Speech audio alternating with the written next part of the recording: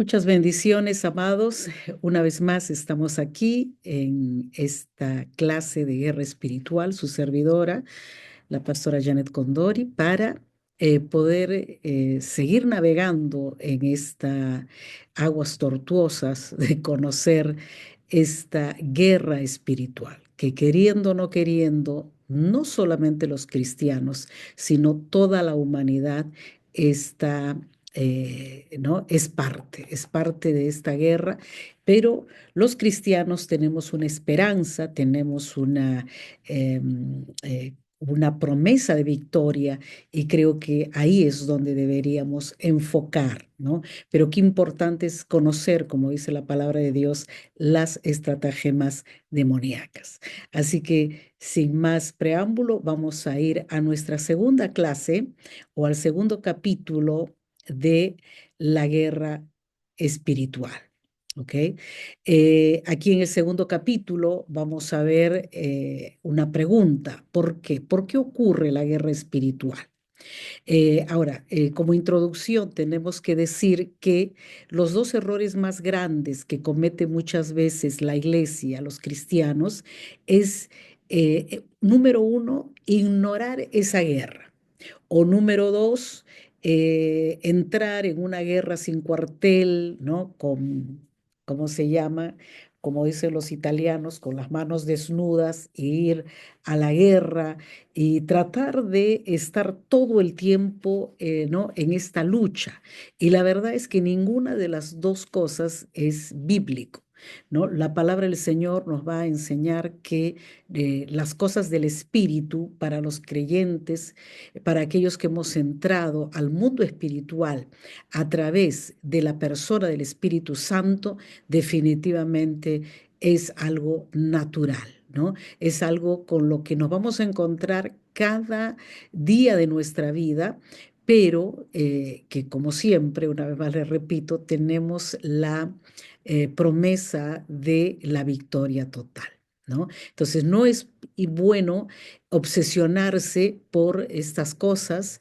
He podido ver, y seguramente usted también lo ha visto, cuántos hermanos y hermanas están ¿no? enfrascados en estas guerras, buscando demonios, haciendo ¿no? Actos para que los demonios se alejen. Y definitivamente la palabra del Señor nos va a enseñar otra cosa, ¿no? Ahora, en este sentido debemos mantener un equilibrio, ¿no? Ya que esta guerra tiene un solo objetivo, y el objetivo de la guerra espiritual desde el inicio de la creación, vamos a ver que Satanás, llamado adversario, o también por Jesús llamado diablo, engañador, ¿no? Existe, es un ser espiritual existente de una clase angelical llamada querubines. Más adelante vamos a hablar efectivamente de Satanás, pero hoy necesitamos enfocarnos acerca de la guerra, ¿no? Ahora, la palabra del Señor en muchos versículos nos va a hablar acerca de esta guerra espiritual y cómo esta guerra afecta definitivamente nuestras vidas. Pero aquí en nuestra Biblia, y les invito a abrir sus Biblias en Isaías capítulo 14, Isaías capítulo 14, por favor, abra su Biblia en Isaías 14 y vamos a leer aquí en este pasaje, ¿no? Lo que, eh, el por qué, ¿no? ¿Por qué es Luzbel? ¿Por qué este querubín protector? ¿Por qué este ser angelical que guardaba aún la santidad de Dios por causa de su categoría angelical, termina siendo nuestro enemigo, termina ¿no? Provocando esta guerra espiritual a todo aquello que se llame Dios y a todo aquello que se llame iglesia?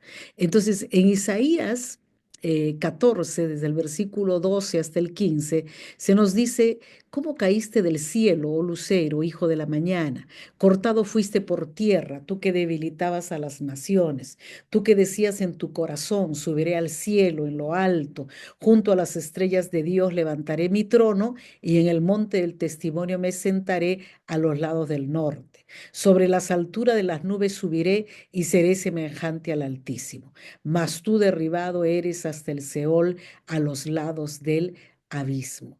Nosotros vamos a ver en estos pasajes, ¿no?, una revelación profética a través del cual vamos a ver qué le pasó a este ser llamado Luzbel, ¿no?, que dice que estaba junto a las estrellas de Dios, ¿no?, y estaba tan cerca al trono de Dios que un buen día se encontró maldad en él y él dijo, yo levantaré mi trono y en el monte de testimonio me sentaré. En otras palabras, voy a destronar a Dios.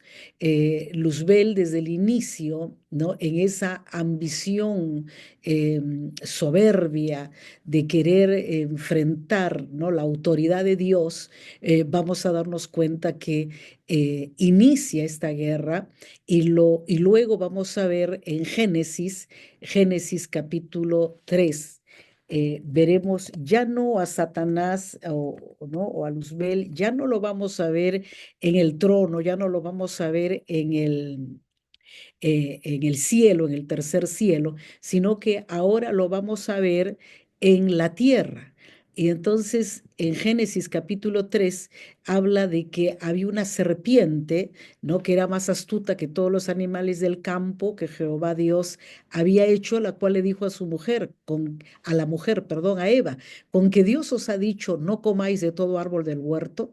La mujer respondió a la serpiente, del fruto de los árboles del huerto podemos comer, pero del fruto del árbol que está en medio del huerto, dijo Dios, no comeréis de él, ni lo tocaréis para que no muráis. Entonces la serpiente le dijo a la mujer, vamos a ver en su actitud de mentiroso, de diablo, de adversario, de oponerse a ¿no?, a esa gracia de Dios que como padre cuidaba a Adán y a Eva en ese jardín del Edén, y entonces le dice, y mete una semilla de engaño, una semilla de maldad en la mente de Eva y le dice, ¿no?, en el versículo 4, no moriréis, sino que sabe Dios que el día que comáis de él serán abiertos vuestros ojos y seréis como Dios, sabiendo el bien y el mal. Y vio la mujer que el árbol era bueno para comer y que era agradable a los ojos y árbol codiciable para alcanzar la sabiduría, y tomó de su fruto y ella comió y dio también a su marido. El versículo 7 nos va a mostrar la consecuencia y el desastroso momento en el que Satanás gana su primera batalla contra el hombre. Entonces fueron abiertos los ojos de ambos y conocieron que estaban desnudos. Entonces cosieron hojas de higueras y se hicieron delantales. Entonces aquí vamos a ver el inicio, el principio de esta guerra espiritual, ¿no?, en la que entra Satanás contra el hombre. Entonces vamos a ver que cada cierto tiempo vamos a entrar en batallas. Satanás es muy creativo. Satanás va a tratar de hacernos caer de la gracia de Dios, de quitarnos de esa vida de obediencia, de santidad al Señor, y alejarnos de su presencia, alejarnos de ese cuidado de Dios, como lo hizo en algún momento con Adán y Eva, ¿no? Y nos lo relata Génesis capítulo 3. Entonces, qué importante es tener esto claro, ¿no? ¿Quién es el que inicia esta guerra? Definitivamente Dios es Dios, Dios es Padre, Dios es Creador, Dios no inicia guerras con nadie, es más, nadie puede pelear contra Dios, pero seres tan atrevidos como Lucifer, como Satanás, definitivamente lo intentan hacer, ¿no? Ahora, la Biblia presenta a Satanás como un ser siniestro, oscuro, que está lleno de tretas y estrategias para seducirnos al pecado y alejarnos de Dios. También lo vemos en Mateo 4, del versículo 1 al 11, donde se nos relata la tentación de Jesús, una y otra vez apelando Satanás, ¿no?, a las debilidades humanas. Le dice, si tú tienes hambre, ¿no?, veo que estás débil y que tienes hambre, ¿por qué no le dices a estas piedras que se conviertan en pan? Y entonces el Señor le dice, escrito está, no solo de pan vivirá el hombre, ¿no? Luego lo lleva al pináculo del templo y le dice, mira, todas estas naciones yo te las daré porque me han sido dadas a mí en autoridad, lógicamente, porque la primera batalla que tuvo Satanás con el hombre, con Adán, definitivamente Satanás la gana, y Adán entrega esa autoridad, le es quitada esa autoridad y es ganada la autoridad por Satanás. Entonces él dice, yo tengo el poder, yo tengo la autoridad sobre todos estos pueblos. Si tú me adoras, entonces yo te los voy a dar. Yo creo que apelaba a Satanás a la debilidad humana, apelaba tal vez al hecho de que Jesús como hombre, 100% Dios, temiera la cruz, temiera todos esos dolores que luego tuvo que pasar para ganar la victoria de la salvación. Pero definitivamente, ¿no? Satanás creía que podía tentar a Jesús, hombre, Jesús en la tierra, como había tentado a Adán. Pero Jesús vence. En cada una de las tentaciones, de las tres tentaciones que vemos en el relato, Jesús dice, escrito está, al Señor tu Dios adorarás y a Él solo servirás, ¿verdad? Y luego le dice, no tentarás al Señor tu Dios. Hermanos, qué importante es entender esto, ¿no? Muchas personas obsesionadas con la guerra espiritual han hecho cosas muy absurdas, ¿no? Como ir, alquilar aviones y, ¿cómo se llama? Y echar aceite por el cielo, de manera que vamos a ungir el cielo. Satanás es un ser espiritual, los demonios son espíritus y definitivamente no hay cosas físicas, humanas que puedan contra él. Solamente la autoridad, una persona que tiene autoridad en el nombre de Cristo. Luego vamos a ver a Satanás también en Job capítulo 1, desde el versículo 6 al 12, perdón. Siempre me llama la atención cuando en la palabra del Señor, en el libro de Job, se llama a Satanás hijo, ¿no? Hijo de Dios. Y se vinieron a reunir los hijos de Dios y entre ellos vinieron Satanás.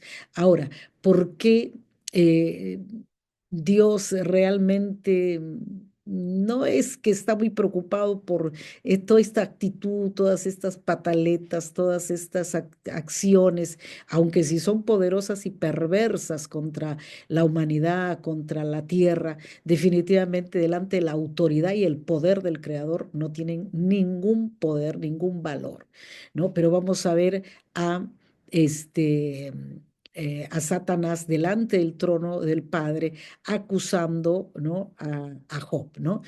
Si él te sirve, él te es fiel, él es un hombre perfecto, apartado del mal, porque tú lo has rodeado de todos los bienes, de todas las cosas, ¿no?, que él disfruta, y entonces, ¿cómo te va a negar si a él le conviene estar bien contigo, ¿no? Y entonces el Señor le dice, yo conozco el corazón de mi hijo, yo conozco el corazón de Job, entonces toca todo lo que tiene y a ver qué pasa, ¿no? Al final de la prueba, Job, el justo Job, dijo, Dios mío, Padre mío, yo de oídas te había oído, no sabía tu poder, tu autoridad, ¿no? Que aunque pase la prueba que pasó y sufrimiento que él pudo pasar, Dios se muestra poderoso, ¿no? Y le dice, de oídas te había oído, pero ahora mis ojos te ven. Qué importante es también entender que dentro de esta guerra espiritual, no solamente sacaremos una experiencia de dolor o de tal vez de crisis, sino que dentro de ese, ¿no?, de ese propósito por el cual Dios permite a Satanás que tiente a sus hijos, que los aturda, ¿no?, que les quite cosas, tal vez hay un propósito más grande, ¿no? Y el propósito grande es que nosotros, los cristianos, veamos el poder de Dios, podamos ver cómo Dios se manifiesta y cómo Dios hace las cosas de una manera increíble. Creemos en Dios, hemos puesto nuestra confianza en Dios y sabemos que Dios hará, ¿no? A pesar de que se demore un poco, a pesar de que hayan sufrimientos físicos, ¿no? A pesar que muchas veces estemos en escasez, pero al final siempre, y el libro de Job lo demuestra, al final de la batalla siempre tendremos un botín que celebrar. Bien, ahora también vamos a ver a Satanás en Primera de Crónicas 21:1, ¿no? Incitando a David a hacer un censo del pueblo de Israel, lo que Dios considera un pecado, ¿no? Los que servimos al Señor siempre debemos de esperar la respuesta de Dios y debemos siempre, ¿no? Buscar que Dios nos guíe en cada paso, en cada cosa que hagamos, ¿no? Es la mejor demostración de que nosotros realmente tenemos nuestra confianza en el Señor. Luego vamos a ver a Satanás descalificando y acusando al sumo sacerdote Josué en Zacarías 3 del 1 al 2. Satanás se opone al sumo sacerdote Josué representando la lucha y la oposición de Satanás a aquellos que no son llamados al ministerio. Es una de las razones por las que la iglesia tiene la responsabilidad de orar, de interceder cada día por los pastores, por los que sirven en la congregación. ¿Por qué? Porque ellos son blanco, ¿no? De ataque diario a cada momento por Satanás. Luego vamos a ver a seduciendo a Adán y Eva para desobedecer las órdenes de Dios en Génesis 1:15, como ya lo mencionamos, llevándolos a qué, ¿por qué los quiere, de qué manera los seduce? ¿No? Llevándolos a dudar del amor y el cuidado de Dios, ¿no? No es que vas a morir, lo que pasa es que Dios sabe que el día que tú comas de ese fruto, tú serás como Dios, ¿no? Y entonces tú te vas a poder cuidar tú solo, no vas a necesitar de nada, no vas a necesitar orar, no vas a necesitar ir a la iglesia, tú vas a poder hacer todo solo porque tú tienes también el poder, ¿no? Creo que ese engaño de Satanás el día de hoy y muchas veces la iglesia contribuye a estas mentiras satánicas a través de hacerle creer a la iglesia que puede haber iglesia de uno, puede haber una iglesia, podemos hacer iglesia en nuestra casa a través de una pantalla, ¿no? Cantando canciones y escuchando un mensaje. Eso no es la iglesia. La iglesia se compone de tres: la eclesía, ¿no? Que significa asamblea. Y entonces una asamblea, para poder ser una asamblea, aunque Cristo dijo que donde dos o más se ponen de acuerdo, Él sería el tercero, ¿no? Él estaría ahí. ¿Y por qué tres? Porque en una asamblea, ¿no? Se toman acuerdos y en esos acuerdos definitivamente si hay dos personas que no se ponen de acuerdo, no toman una decisión, entonces no va a haber realmente una decisión que establecer. Entonces, ¿qué pasa? Que viene el tercero y ese tercero es el que determina, ¿no? Cuál es la decisión que se va a tomar, ¿no? ¿Qué es lo justo en ese momento?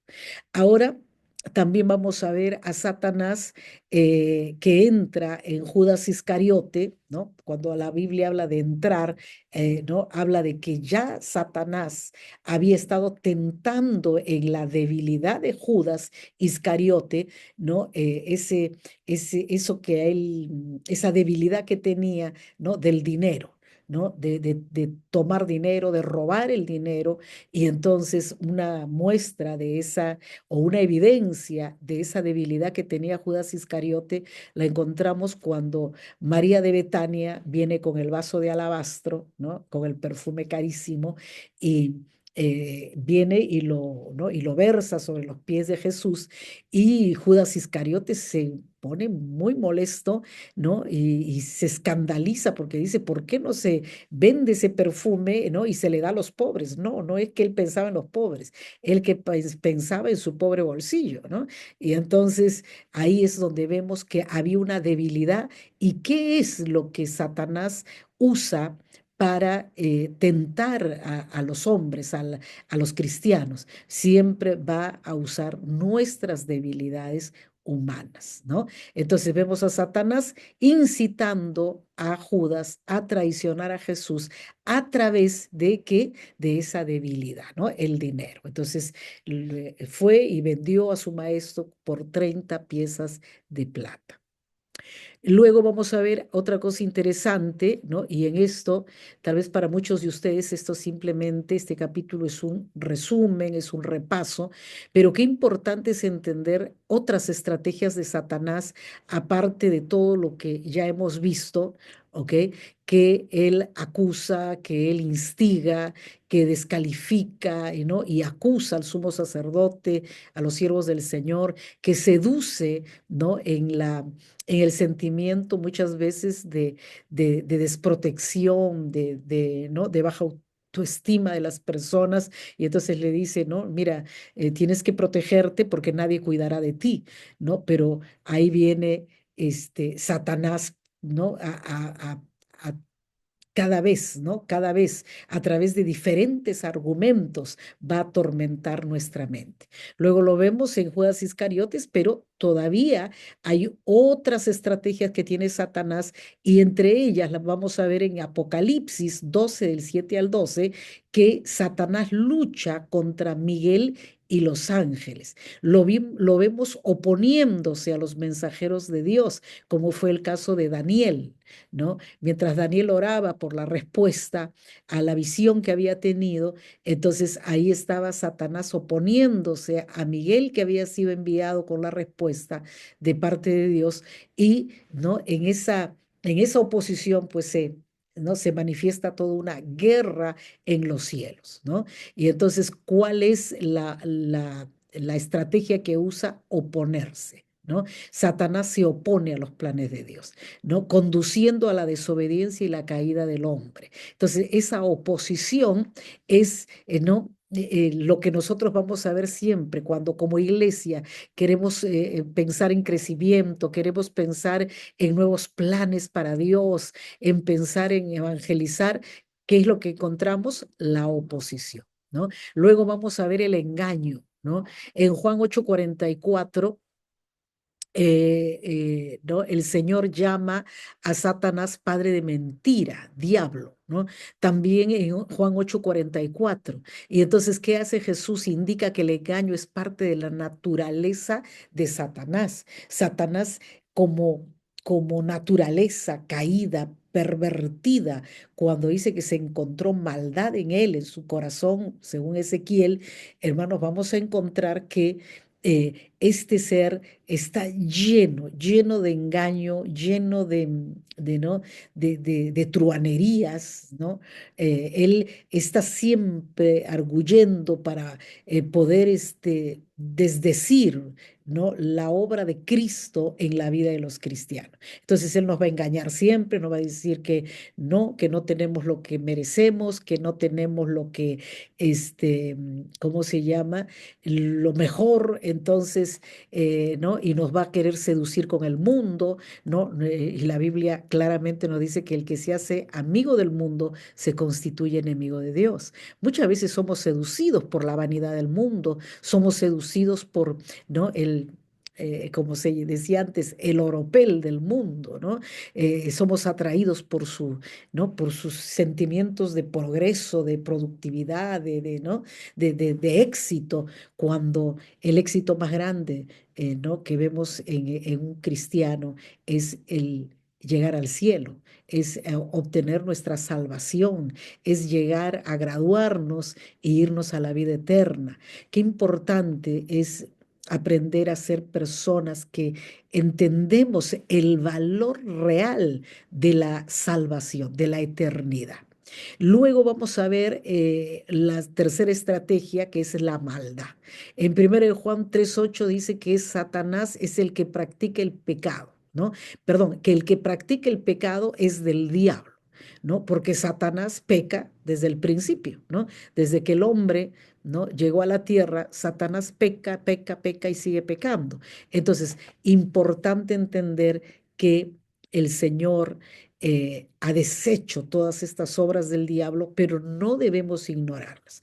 Tampoco podemos obsesionarnos con ella y toda cosa que salga en la vida, alguna oposición, ¿no? Creamos que todo es satánico. A veces Dios también se opone a nuestras, ¿no? A nuestras decisiones, a veces Dios se opone a nuestros planes, porque Dios sabe que al final no nos van a hacer bien, ¿no? Entonces, importante entender entonces lo que dice Efesios 6:12, ¿no? Porque no tenemos lucha contra sangre y carne, sino contra principados, contra potestades, contra los gobernadores de las tinieblas de este siglo y contra huestes espirituales de maldad en las regiones celestes.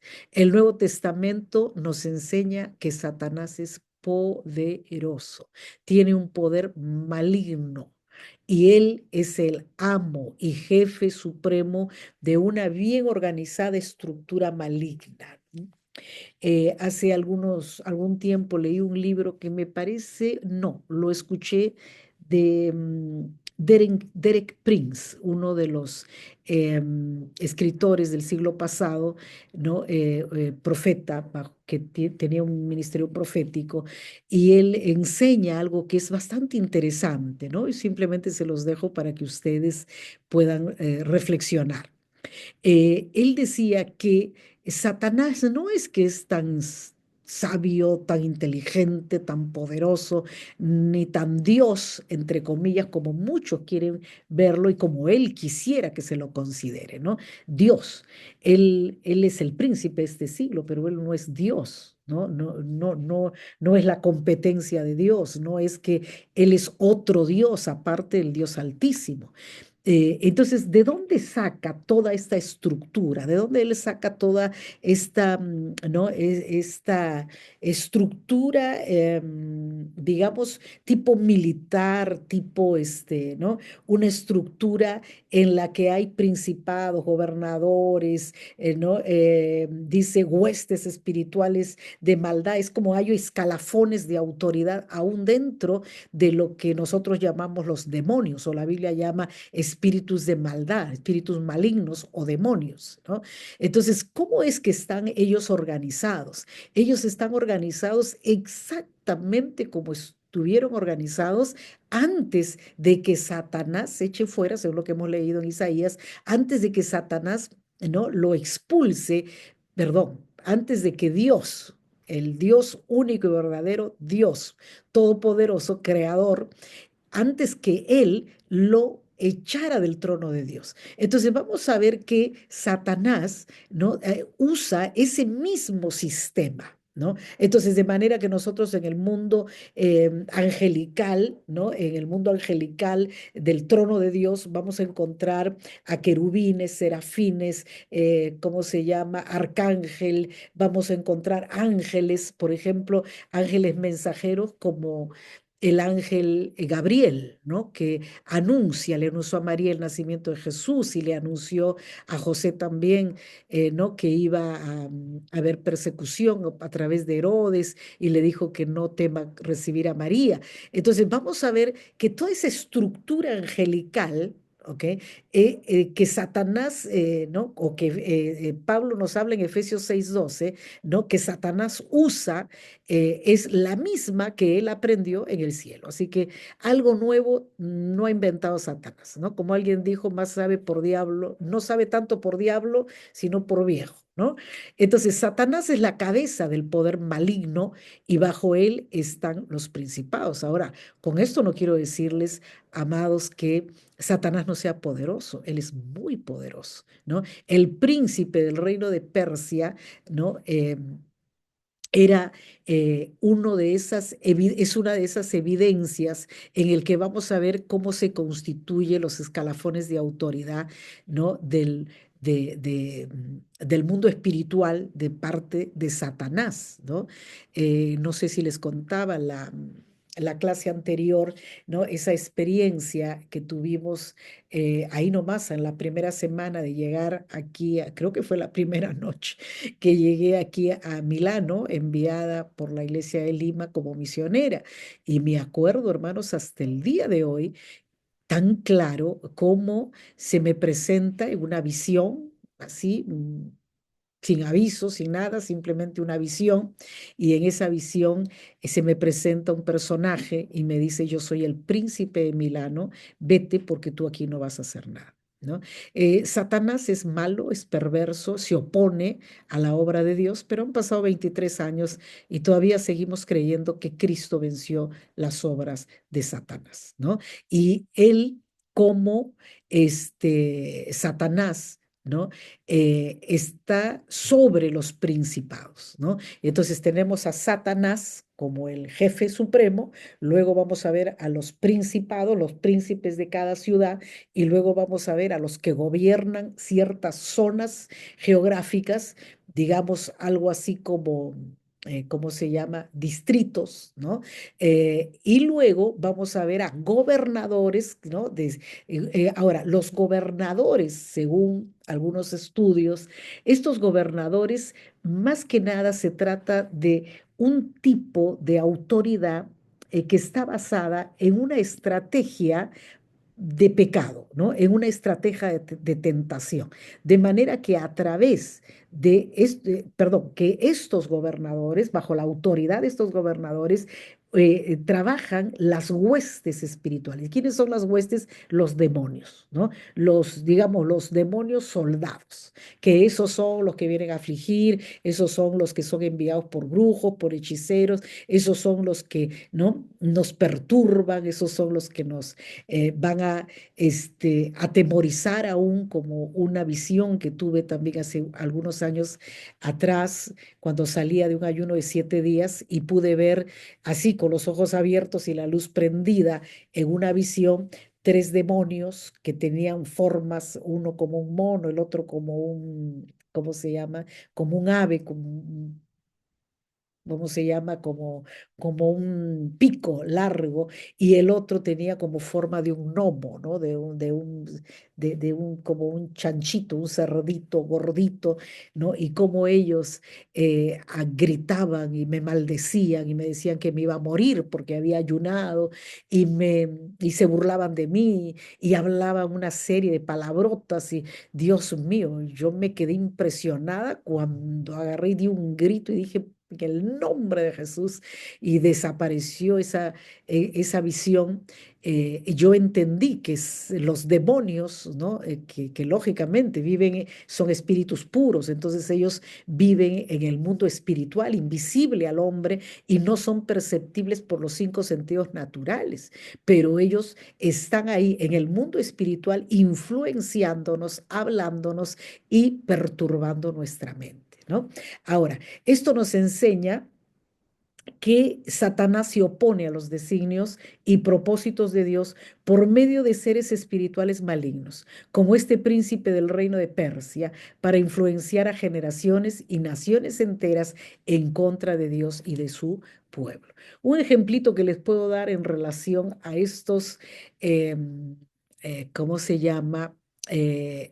Estos designios de oposición y cómo operan en las regiones celestiales, ¿no? Estos seres espirituales, es influyendo o, ¿cómo se diría? Como impartiendo mentiras, ¿no? Como por ejemplo la identidad de género, como por ejemplo, ¿no? Los pensamientos por ejemplo, lo que es el socialismo del siglo XXI, ¿no? Que se trata de levantar una élite gobernante, ¿no? Donde ellos pueden obtener todos los beneficios y todas las, ¿cómo se llama? Toda la riqueza, ¿no? Y ellos y sus hijos, y luego al resto del pueblo se les da migajas y entonces, ¿no? Se los hace sobrevivir de manera que hay una élite que gobierna y tiene todos los beneficios, pero no, todos los demás en el pueblo son seres de segunda categoría. Estas ínfulas de poder, esto que lo podemos llamar, ¿no? Un pensamiento, ¿no? De egoísta, un pensamiento de, ¿cómo le llamaríamos? No me viene la palabra en este momento, ¿no? De injusticia, ¿no? De querer todo para mí, de avaricia, de lujuria, definitivamente, ¿no? Es parte de lo que inspira a Satanás como, ¿no? A nuestra naturaleza humana como obra de la carne. Entonces, quiero que vayamos un momento, por favor, antes de terminar ya esta clase, a la Biblia y vamos a ir a Gálatas 5. ¿Ok? Vamos a Gálatas capítulo 5 y entonces ahí vamos a poder entender un poquito mejor, ¿no? Lo que les estoy hablando. Entonces, la palabra del Señor nos habla de que el cristiano debe ser consciente de esta, ¿no? Guerra espiritual. Es importante, amados, que estemos alertas, que estemos atentos. Cuiden, por favor. Cuando los pastores estén enfermos, cuando su salud sea quebrantada. Sí, a veces nuestra salud es quebrantada porque la verdad es que no nos cuidamos bien o nuestra alimentación es precaria, ¿no? Algo que es natural en este momento, pero cuando ya vienen opresiones y a pesar de que nos cuidamos y a pesar de que estamos ahí siendo responsables con nuestra salud, ¿no? Vienen esos ataques, la iglesia tiene autoridad para oponerse a esas oposiciones demoníacas, porque más poderoso es el que está en nosotros que el que está en el mundo. Ahora, miren lo que dice aquí en el versículo 7, ¿no?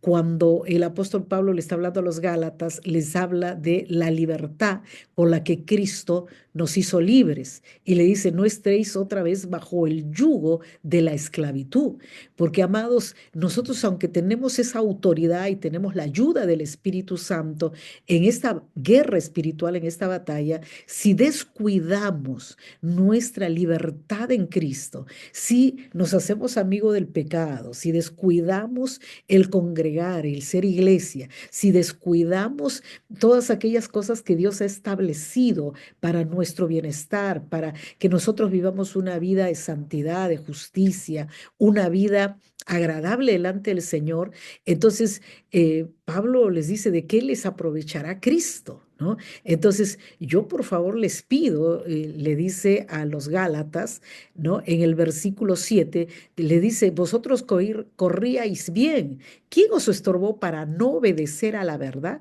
¿Dónde está el problema y dónde podríamos tener, ¿no? desventaja en esta guerra espiritual? Cuando en nuestro corazón, hermanos, comenzamos a caminar en desobediencia a la palabra de Dios. Alguien me hizo una pregunta en estos días. ¿No diezmar puede considerarse como pecado o como desobediencia?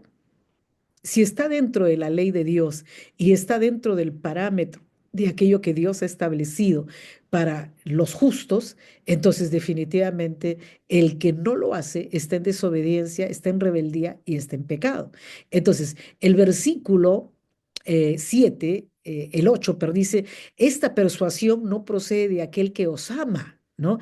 Ustedes corrían bien. ¿Quién les estorbó? Para que no obedezcan a la verdad. Dice, un poco de levadura leuda toda la masa. Entonces, qué importante es no permitir que esa levadura, que haya levadura. ¿La levadura qué es? La hipocresía, ¿no? ¿Por qué murieron, ¿no? En un solo día Ananías y Zafira?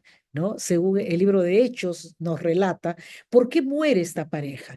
No porque Dios se haya desagradado de ellos, porque no dieran todo el dinero, ¿no? que había de la propiedad que ellos habían vendido. Ese no era el problema. El problema es que ellos habían mentido. Ellos habían dicho, sí, tanto costó el terreno, tanto costó la propiedad y tanto hemos dado. Entonces, cuando hay un poquito, ¿no? Sí, seguramente era una obra buena, era para los pobres, era para los necesitados, pero la cosa es esta, cuando hablamos de santidad, hablamos de un paquete donde ya no entra absolutamente nada sino la fe.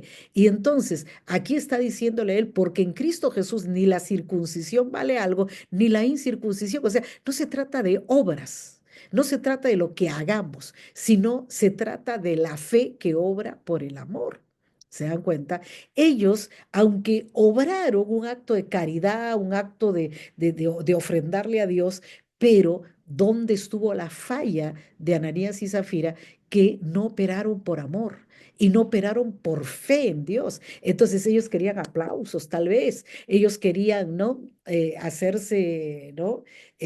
Hacer ver su bondad, pero Dios no necesita nuestras obras humanas. Esas obras humanas no sirven y no añaden absolutamente nada a la obra que ya Cristo hizo para, no solamente para salvarnos, para redimirnos del pecado, sino también para ¿no? Ese proceso de santificación que obra el Espíritu Santo en nuestras vidas. Y mire, el 7 dice, vosotros corríais bien. ¿Quién os estorbó? Pero el versículo, perdóneme, el 9, un poco de levadura leuda toda la masa. Yo confío respecto de vosotros en el Señor, que no pensaréis de otro modo, mas el que os perturba llevará la sentencia, quien quiera que sea. Y yo, hermanos, si aún predico la circuncisión, ¿por qué padezco persecución todavía? En tal caso se ha quitado el tropiezo de la cruz. Ojalá se mutilasen los que os perturban. ¿Por qué? Porque hay personas el día de hoy que nos enseñan cosas contrarias a la palabra de Dios. He escuchado un montón de videos en YouTube donde hablan acerca que el día de hoy ya no hay el diezmo, ya eso es del Antiguo Testamento, ya la ofrenda y que, ¿no? Amados, son cosas que están contrarias a la palabra de Dios, pero nos enseñan de esa manera. A otros les enseñan que no es necesario casarse, vivir en concubinato delante de los ojos de Dios, es ya como si fuera un matrimonio. Y todas estas cosas son contrarias a la palabra, porque la palabra de Dios habla, dice, enseña que el matrimonio es un pacto. ¿Ok? No es un contrato, no se basa en sentimientos, se basa en un compromiso, en un pacto mutuo de cuidado. Ahora, en el versículo, si vamos más adelante para ya terminar, en el versículo 16 dice, digo pues, andad en el espíritu y no satisfagáis los deseos de la carne, porque el deseo de la carne es contra el espíritu y el del espíritu es contra la carne. Y estos se oponen entre sí para que ustedes no hagan lo que quieran. Pero si sois guiados por el Espíritu Santo, no estáis bajo la ley. Y manifiestas son las obras de la carne. Y a este punto quería llegar. Cuando Satanás usa sus estrategias para hacer caer a un santo, a un hombre justo, a una mujer, ¿no? que es salvo a través del sacrificio de Cristo, ¿qué es lo que va a usar? Amados, no va a usar ninguna otra cosa que no sea nuestra propia naturaleza caída. Y entonces, ¿qué va a usar? Las pasiones como el adulterio, la fornicación, la inmundicia, la lascivia. Va va a usar esas prácticas que algunos han aprendido en su juventud, como la idolatría, la hechicería, las enemistades, ¿no? Estas prácticas ocultistas como la idolatría, la hechicería, ¿cómo se llama? El tarot, la lectura de las cartas y todo aquello que tiene que ver con hechicerías, ¿no? Y la idolatría, que es tratar de poner a alguien visible, ¿no? Como un intermediario entre Dios o adorar algo, ¿no? Que tenga cuerpo, que tenga forma, cuando el mandato del Señor es que no nos haremos imágenes de nada, de lo que está en el cielo, en la tierra, ni debajo de las aguas. Entonces, el mandato del Señor para mantenernos en esa pureza espiritual es muy importante. Amados, no se dejen engañar. He escuchado de hermanos que aceptan por quedar bien con la comadre, con la mamá, con la suegra, pasarle el huevito, ¿no? Al niño o tratar de, ¿cómo se llama? Ponerle la cintita roja para el ojo, puras brujerías, hechicerías, ¿no? Que deberíamos cancelar completamente de nuestra vida. Y también que va a usar esas, ¿no? Esa falta de dominio de nuestras emociones, como las enemistades, los pleitos, los celos, las iras, las contiendas, las disensiones, las herejías, ¿no? ¿Qué tiene que ver ahora? ¿Qué es la herejía? La herejía no es otra cosa que contaminar la verdad de Dios con mentira, ¿ok? Como por ejemplo decir que Dios es madre, ¿no? Ahora, la palabra del Señor no nos muestra a Dios con una figura de madre, lo presenta como una figura de padre, porque el padre es el que ¿no? produce vida, el que crea, etcétera, etcétera, y el que tiene la autoridad. ¿No? Entonces, qué importante es que nosotros estemos alertas, atentas a todas esas estratagemas demoníacas, como por ejemplo, ¿no? La envidia. Hay algunos cristianos que se tienen envidia, ¿no? Yo en mi juventud envidiaba a los cantantes cristianos. Yo quería ser una cantante. Dios me hizo predicadora, es maestra, qué sé yo, ¿no? Simplemente una sierva inútil, pero yo envidiaba a los cantantes, ¿no? Pero era esa envidia sana, así que me gustaba estar con ellos, me gustaba ayudar a los que tenían el don, ¿no? Para que lo vayan perfeccionando, pero ya cuando esa admiración se convierte en fastidio, se convierte en deseos de estorbar al hermano, eso se llama ya celo, ¿no? Y eso ya es pecado. Entonces también nos habla perdón, se llama celo y también envidia, homicidios, borracheras, ¿no? Hermano, quítese la borrachera, salga de todo lo que se llama licor, porque Satanás es muy astuto. Y por último, dice orgías y cosas semejantes a estas, acerca de las cuales les amonesto que los que practican tales cosas no heredarán el reino de Dios. Y si no estamos en el reino de Dios, entonces, ¿en qué reino estamos, de qué reino estamos participando? ¿Mm? Creo, amados, que es muy importante que nosotros terminemos hoy esta clase recordando que Dios es un Dios poderoso, es un Dios grande, es un Dios santo, es un Dios que nos ha permitido que el hombre entre en esta guerra con Satanás, pero bajo parámetros muy, muy especiales. Y esos parámetros son que en Cristo Jesús tenemos victoria. Así que les dejo ahí para que sigan ustedes. Si tienen preguntas, si tienen algunas dudas, por favor háganlo con toda confianza con el maestro que me está asistiendo. La paz del Señor los mantenga con bien y con bendición. Hasta la próxima.